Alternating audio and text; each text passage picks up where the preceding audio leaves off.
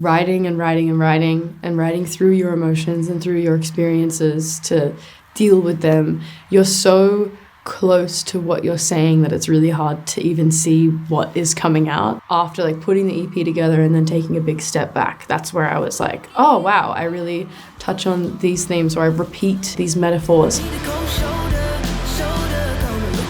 So analysis paralysis actually came about when I was looking at this ADHD website, and I was like reading through, Dr. Google, like self-diagnosing, and it is like a large symptom of like something that I deal with a lot, which is just like overthinking every opportunity, every thought in the world. And I think with this EP, every single song and every decision, every creative decision, and who to work with and who is creative directing, what the EP looks like. It was just constant overthinking, so I felt like it perfectly wrapped up how it was making the EP. It's a lot about the process of learning how to get over your sort of first relationship. The first EP definitely, like almost all of the tracks, dealing with the one situation, whereas I feel like this EP was a lot of emotion, and I was still falling into the habit of writing about it in a romantic way, but it wasn't necessarily a romantic situation. It was just like the feelings that came out in the form of a relationship. My main collaborator is Robbie Desar. He's like family to me. He's one of my favorite people in the world, and writing with him in the studio is like a blessing. My name is Robbie Desar. I'm a songwriter, producer, mix engineer, and multi-instrumentalist. I think from the first song we ever wrote, I knew May was pretty special, and from there we just started to get together a body of work, which was the first EP, and the song Apricots came out and kind of started the whole ball rolling, and it's been crazy to see the project evolve so much over the past few years. The lyrics always come first, almost always, in every occasion. I'm always writing pretty much every day, multiple times a day, just like in my phone, whether it be songs or poetry, and then bringing them into the studio and then following sort of the feeling, creating the sound in the bed, and then adding the sort of words in a way where it just like serves the song. Maya is very unique in that way of how she writes, what she wants to say. It has to be what I'm feeling in the moment. Sometimes you'll come into the studio with an idea that you thought you were going to write something, and then she'll be like, I just don't feel like that today. I feel like writing something like this. And then when Maya goes into the vocal booth to track the vocals, what comes out is a completely different song. The first track on the EP is Something Familiar, and I wrote this song when I was in LA, and I was sort of trying to figure out the sound and trying to figure out what I wanted to say. Just sort of about a relationship, like most of these songs is, and that internal conflict with yourself of being like, I know this is bad for me, but I kind of want to do it, which definitely ties into like Swing of Things from the last EP, and I feel like a lot of the songs are quite mirrored to that, but just a little bit more grown. The third track on the EP is Lola. I think this is definitely one of my favorite songs, and it was just really fun to write. I think that I wasn't thinking too much when I was writing it, and I was just like letting everything happen. I think we just came up with these chords, mainly just synths and pads, and added drums, and that one as well, I think the chorus of that may have changed in the booth. I think we wrote it so quickly that we're like, oh, this is cool. And then the next day I listened to it and I messaged her, I said, man, that song we wrote yesterday is really good. I think that the first half of this EP is definitely like light and fluffy and feels sunshiny and kind of day drunk to me. And then as it keeps going, it starts getting darker and darker. But this is definitely my favorite sort of upbeat moment, even though the lyrics are kind of sad and about being ignored and like wishing that you had somebody that was like proud of who you are and like discovering your worth and being like, I'm better than this and I'm better, I deserve more. Sweat You Out My System was also one of the earlier tracks written, and this was like the first one that kicked off the understanding what this EP was going to be, because I was experimenting with my voice and experimenting with different tones, and I really wanted to like have a rap influence, but I knew I couldn't rap, so I was like, oh, I'll just have like a bit more fast talking, and I knew I wanted to sort of break down the habitual sort of pop writing where everything is so structured in such a predictable way, and I know that there's still a lot of predictable structure structure in there, but it was just fun to like slot things in different places that felt a little bit surprising. It started off with that guitar riff, which goes da-da.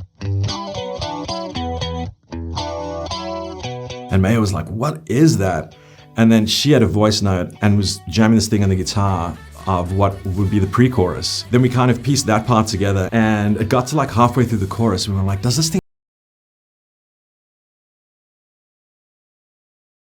she sang was that real fast bit in the middle, which goes, and I was like, what just happened? And it was one of those moments where we were like, man, that sounds so good. And it's like, it's my favorite part of that song.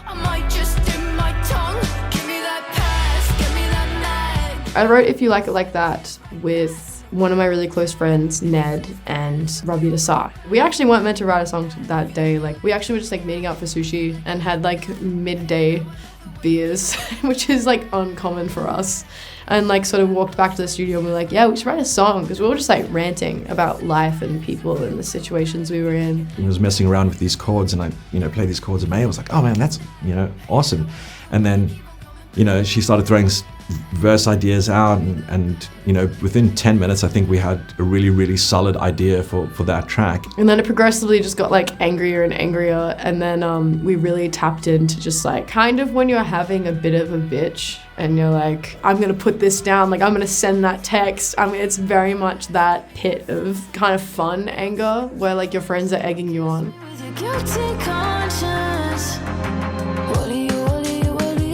This is kind of where it gets a lot darker in the EP. Originally, I kind of wanted this to be an interlude because it's such a short song, and I really like the breakdown, playing with like pedals and being able to like experiment with like different tones and more like distorting different instruments, experimenting things outside of just like acoustic guitar.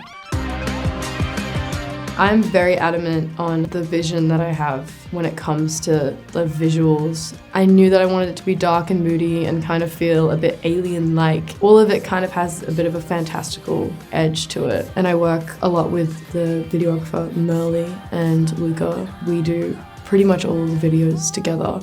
My name's Merle Deer. I'm a freelance videographer, editor, director, and currently kind of the creative director for Maya. I was looking at a bunch of Petra Collins' work, her photo shoots, and how she kind of takes like a normal moment and then makes it feel a little weird. And I was talking to Merle about this, and he was like, yeah, we wanted to do a studio shoot because we haven't done anything that was like entirely inside together yet. I knew I wanted Maya on her own, and I wanted it to be like some sort of reflective video, as if you're like in your own mind kind of thing. Something that was a bit more angry and kind of just Maya in her own world. There's the shot of her in the pool and there's projected lyrics behind her. And that wasn't even meant to be like that until on the day. We just hired a projector to project onto her face, but we turned it on and we were testing it, and we like swung it around and it like accidentally hit the back of the set, and we were like, oh, that actually looks sick, and decided to roll with it. And it's like my favorite shot in the video now. Fun fact, those projections were done on the morning of the set.